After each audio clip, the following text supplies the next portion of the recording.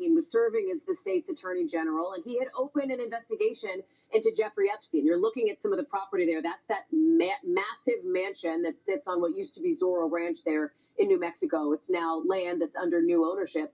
But Balderas tells us he was asked to stand down by the federal Justice Department in 2019. At the time, he thought that was the better move since they had, in his words, a bigger hammer. Listen to this.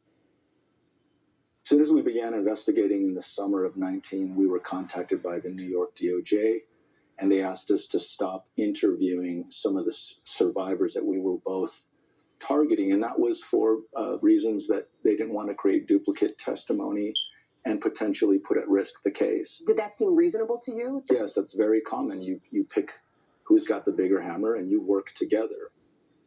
But what happened after that, Balderas says, was unusual. He says he was working under the assumption that, as in previous cases, the feds would then aggressively pursue this and share information back with the state of New Mexico so that New Mexico could pursue state charges. He says, however, that the feds basically went dark. He says it was almost like they ghosted him, and he didn't realize until years later that's what was happening.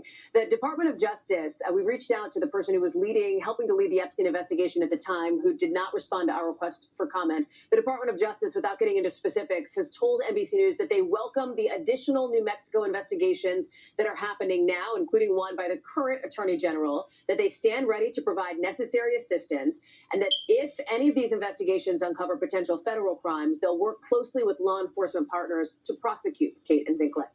And Hallie, you also spoke with survivors and the family members of survivors who alleged horrific abuse that happened at the ranch. What did they say? Yeah, at least by our count, 10 girls and young women were groomed or assaulted around or on Zorro Ranch by Jeffrey Epstein, dating back years, really. And these survivors described feeling isolated, intimidated. One of those survivors, Virginia Roberts Giuffre, of course, one of Epstein's most prominent accusers. Another is the woman you see here, Rachel Benavidez, who talked to us about her experience. Listen. Really hard to look at that gate and think that that's the gate my sister went through, like to the gates of hell. Of course, some of the horrific things have happened here because look how far away this is from anyone. It almost gives an abuser this perception that I can do whatever I want here. And no one will know. You can scream as loud as you want, and no one will hear you.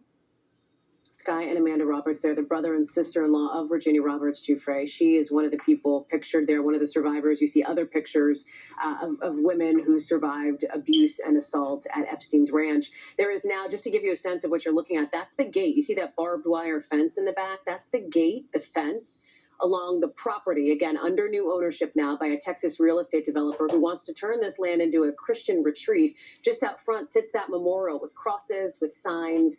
Even just being out there, we would hear people drive by, they would honk. You see Virginia's name on a cross there. It is, this two-lane road, miles from Santa Fe and from Albuquerque. And we're going to be looking at more of the investigations into Zorro Ranch coming up later on tonight, Kate and St. Clair. Yeah, as you're reporting